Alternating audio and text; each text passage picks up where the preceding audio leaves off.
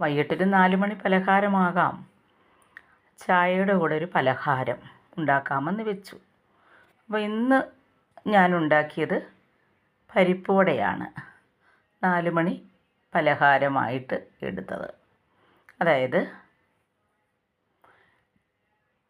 പരിപ്പ്, അതായത് വടയുണ്ടാക്കുന്ന പരിപ്പാണ് ഇതിനു വേണ്ടി എടുത്തിട്ടുള്ളത്.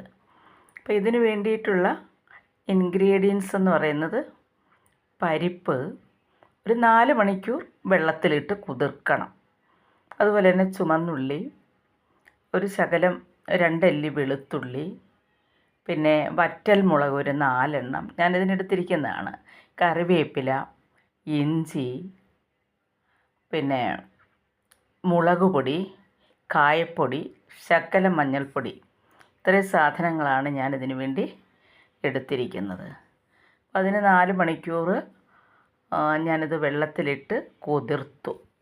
അപ്പോൾ എൻ്റെ മിക്സി അല്പം കേടായിപ്പോയി. അപ്പോൾ ഇത് കുറച്ചല്ലേ ഉള്ളൂ. ഞാൻ വിചാരിച്ച അരകല്ല് പാകത്തിന് അടുക്കളയിൽ തന്നെ കിടപ്പുണ്ട്, അതിലിട്ട് ഇതൊന്ന് ചതച്ച് എടുക്കാം. ഒരുപാട് അരയണ്ട, ഒരുവിധം ചതഞ്ഞ ഒരു പരുവത്തിലെടുക്കാമെന്ന് വിചാരിച്ചു. ചതഞ്ഞ് കുഴഞ്ഞ് ഒരു വരിയിലെ തോരനൊക്കെ ഉണ്ടാക്കുന്ന ഒരു പരുവാണിത്.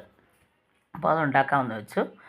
അപ്പോൾ അതിനുവേണ്ടി ഞാൻ പരിപ്പ് വെള്ളത്തിൽ നിന്നും വാരി കഴുകി, ആ കഴുകിയ വെള്ളമൊക്കെ പരിപ്പ് കഴുകിയ വെള്ളമൊക്കെ ഈ നമ്മുടെ മുളകിനും പച്ചമുളകിനുമൊക്കെ ഇടാൻ നല്ലതാണ്, ഒഴിക്കാൻ നല്ല വളമാണ്, തഴച്ച് വളരും. അപ്പോൾ അതിനെല്ലാം ഞാനത് ഒഴിച്ച് കൊടുത്തു.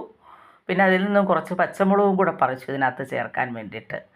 അപ്പോൾ ആദ്യം ഞാൻ ഈ പരിപ്പ്, വടയുണ്ടാക്കുന്ന പരിപ്പ് കല്ലേ വെച്ച് ഒരുവിധം ചതച്ചെടുത്തു.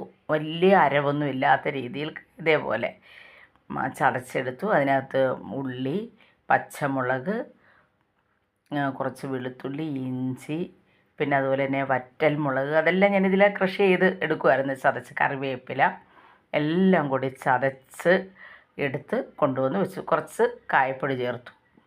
ഇത്രയും ഉപ്പ്, ആവശ്യത്തിന് ഉപ്പ് ചേർക്കണം. ഉപ്പ് ചേർത്തില്ലെങ്കിൽ അതിന് വലിയ ടേസ്റ്റ് കാണത്തില്ല. ഇതിൻ്റെ എല്ലാം ഇത് സത്ത്, അതിൻ്റെ ടേസ്റ്റ് നമുക്ക് കിട്ടണമെങ്കിൽ പരുവത്തിന് ഉപ്പ് ചേർക്കണം. ഉപ്പ് കൂടാനും പാടില്ല, കുറയുകയും ചെയ്യരുത്. കുറഞ്ഞു കഴിഞ്ഞാൽ, കൂടിയാലും കൊള്ളത്തില്ല, കുറഞ്ഞാലും നമുക്ക് കഴിക്കാൻ പറ്റില്ല. അപ്പോൾ ആവശ്യത്തിന് ഉപ്പ് ചേർത്തെങ്കിലേ ഇത് കറിവേപ്പിലയും മുളകും പച്ചമുളകും ഇഞ്ചി ഇതെല്ലാം കൂടെ ചേർന്നതിൻ്റെ ഒരു ടേസ്റ്റ് വരണമെങ്കിൽ നന്നായിട്ട് ആവശ്യത്തിന് നമ്മൾ ഉപ്പ് ചേർക്കണം. എന്നിട്ടിത് നമ്മൾ ഓരോ ഉരുളകളായിട്ട് ഉരുട്ടി വെക്കണം. ഈ മാവ് ഇതെല്ലാം കൂടെ ഇളക്കിയിട്ട് ഉരുളകളാക്കി ഉരുട്ടി വെച്ചിട്ട് അത് നമ്മുടെ കുറച്ച് വെള്ളം ചേർത്ത് പരത്തിയെടുക്കണം. വെള്ളം കയ്യിൽ മുക്കിയിട്ട് കൈ വെച്ച് പരത്തിയെടുക്കണം. എന്നിട്ട് എണ്ണയിൽ ചുട്ടെടുക്കണം. തിരിച്ചും മറിച്ചും ഇടണം. എന്തായാലും നല്ല രീതിയിൽ പരിപ്പ് വട ഉണ്ടാക്കിയിട്ടുണ്ട്.